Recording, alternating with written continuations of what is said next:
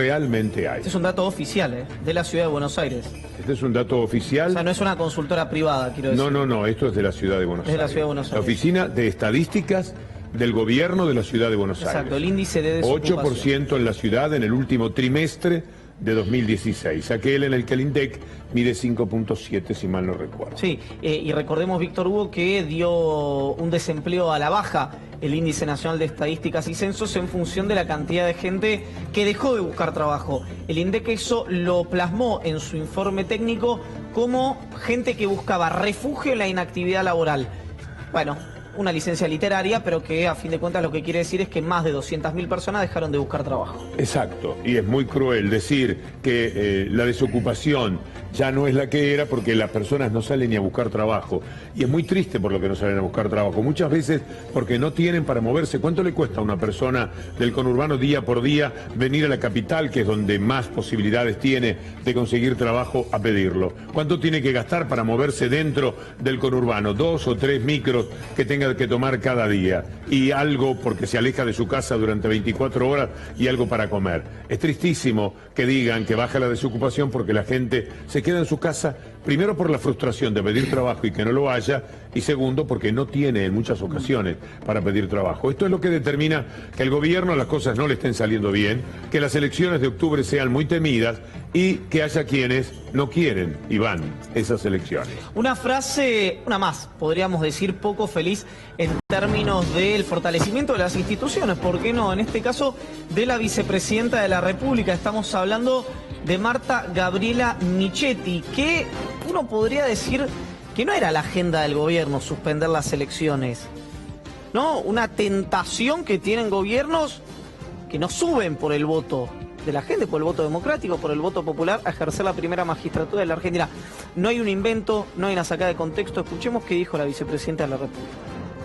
El Poder Legislativo va a tener que jugar un rol, por lo menos medianamente institucional, porque si seguimos con esta lógica de que cada vez que tenemos elecciones se empieza a hacer un lío terrible, que ni siquiera hay sesiones, que si hay una sesión hay que romper todo, y la verdad es que nosotros hacemos elecciones cada 2 años, entonces ¿cómo hacemos para construir lo que tenemos que construir? Yo me parece que lo más no sé, como más efectivo sería pensar que en vez de alargar la presidencia 6 años, por lo menos durante un tiempo evitar la elección de medio término, hacer 4 años sin elección intermedia. Entonces, se eligen los senadores y los diputados junto con el presidente, los intendentes, ¿entendés? Entonces, todo cada 4 años. Con lo cual vos tenés 3 años para poder gestionar sin tener que estar compitiendo, ¿no? Y eso tal vez sí hay que pensarlo. Sobre todo cuando tenemos la impresión de que no nos vaya a ir demasiado bien en las elecciones, según lo que dicen las encuestas. Estas cosas pueden cambiar, por supuesto, pero las encuestas hablan de una provincia de Buenos Aires que tiene al gobierno del PRO y el radicalismo, por cierto, radicalismo no alfonsinista, no irigoyenista, lo tiene en un lugar muy poco grato en las encuestas. Entonces, ¿qué dice la vicepresidenta? No hagamos las elecciones, menos democracia, aquellos que hablaban de tener más democracia. A mí me divierte, Víctor Hugo, un poco esta suerte de coreanización del norte que está sufriendo la República Argentina.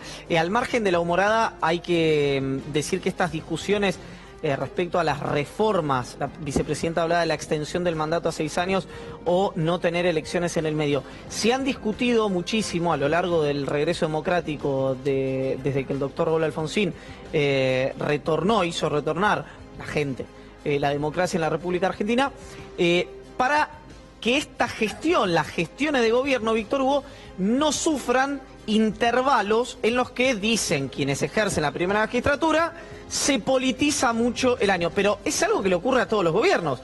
Le ocurrió a Alfonsín, le ocurrió a Menem, le ocurrió a De la Rúa, bueno, con las dificultades del caso que tuvo. Que no tenga tanto miedo Michetti, porque después se pueden preocupar, porque para lo que sirven esas elecciones de medio término es para que los gobiernos corrijan algunos de los hechos que no les son favorables. El gobierno de los Kirchner en el 2009 perdió las elecciones. Perdió, parece mentira, ¿no? Kirchner con de Narváez. esto en la historia de la Argentina es como para documentarlo y mostrarlo más de una vez. Entre 2009 y 2011, un gobierno que andaba por el 20-22% de imagen, porque la crisis mundial del 2009 lo había devastado, llegó al 2011 ganando con el 54% de los votos. O sea que Michetti no esté tan preocupada. Y un último dato, Víctor Hugo, que esto para llevar tranquilidad a la vicepresidenta. El historiador radical, historiador económico Pablo Gerchunov, recordaba en la red social Twitter que Alfonsín presenta el plan austral en junio y gana las elecciones en noviembre.